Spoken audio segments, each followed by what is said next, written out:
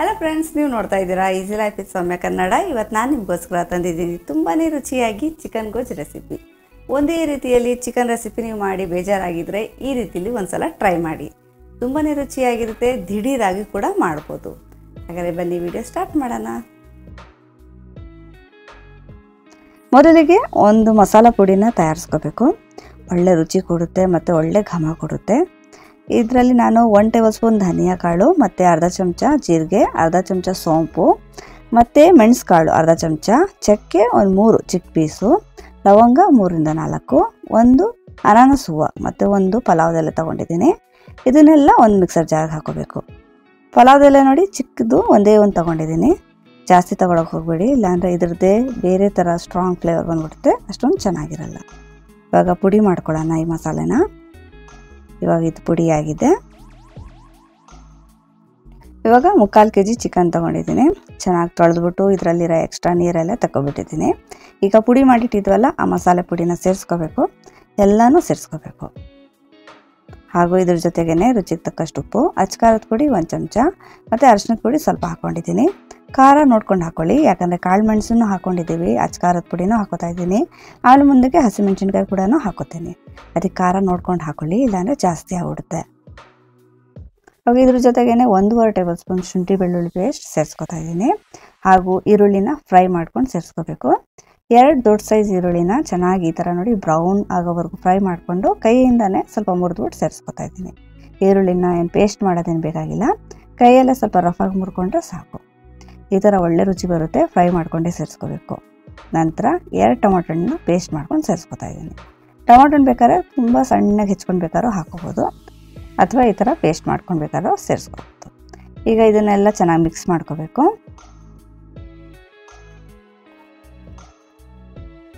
ಚೆನ್ನಾಗೆಲ್ಲ mix ಎಲ್ಲ ಆದಮೇಲೆ ಒಂದು ಅರ್ಧ ಗಂಟೆ ಹಾಗೆ ಬಿಡಬೇಕು.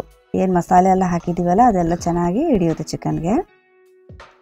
ಈಗ ಅರ್ಧ ಗಂಟೆ ಆದಮೇಲೆ ಗ್ಯಾಸ್ ಆನ್ ಮಾಡಿಕೊಂಡು ಅದ್ರ ಮೇಲೆ ಬಾಣಲಿ ಇಟ್ಟಿದ್ದೀನಿ. ಹಾಗೂ ಇದಕ್ಕೆ 2 ರಿಂದ 3 ಟೇಬಲ್ ಸ್ಪೂನ್ ಎಣ್ಣೆ ಹಾಕ್ಕೊಂಡಿದ್ದೀನಿ.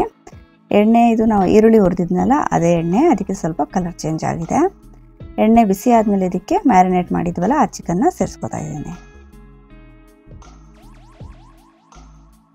ಇವಾಗ ಹೈ ಫ್ಲೇಮಲ್ಲಿ ಚಿಕನ್ನ ಸ್ವಲ್ಪ ಕಲರ್ ಚೇಂಜ್ ಆಗೋವರೆಗೂ ಹುರ್ಕೋಬೇಕು. ಒಂದು 2-3 ನಿಮಿಷ ಹುರ್ಕೊಂಡ್ರೆ ಸಾಕು. ಈ ಥರ ಹೈ ಫ್ಲೇಮಲ್ಲಿ ಹುರಿಯೋದ್ರಿಂದ ಈ ಮಸಾಲೆ ಏನು ಹಾಕಿದ್ದೀವಿ ಅದೆಲ್ಲ ಚಿಕನ್ ಚೆನ್ನಾಗಿ ಹಿಡಿಯುತ್ತೆ.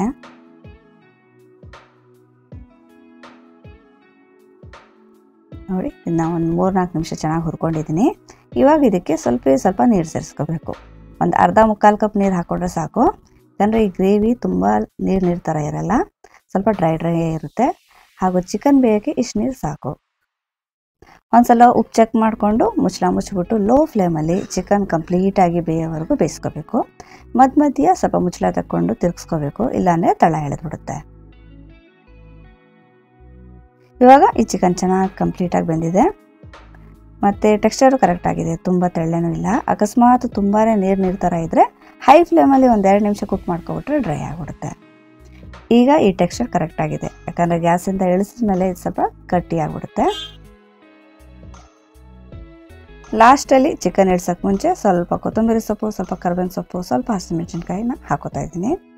ಈ ಸ್ಟೆಪ್ ಕೂಡ ಇಂಪಾರ್ಟೆಂಟು, ಇದನ್ನು ಸ್ಕಿಪ್ ಮಿಸ್ ಮಾಡದೆ ಹಾಕ್ಕೊಳ್ಳಿ. ಒಂದು 2 ನಿಮಿಷ ಮಿಕ್ಸ್ ಮಾಡ್ಕೊಂಡು ಇಳಿಸ್ಕೊಂಡ ಅಂದರೆ ರುಚಿಯಾಗಿ ಚಿಕನ್ ಸುಕ್ಕ ಮಸಾಲ ರೆಡಿ ಆಗುತ್ತೆ.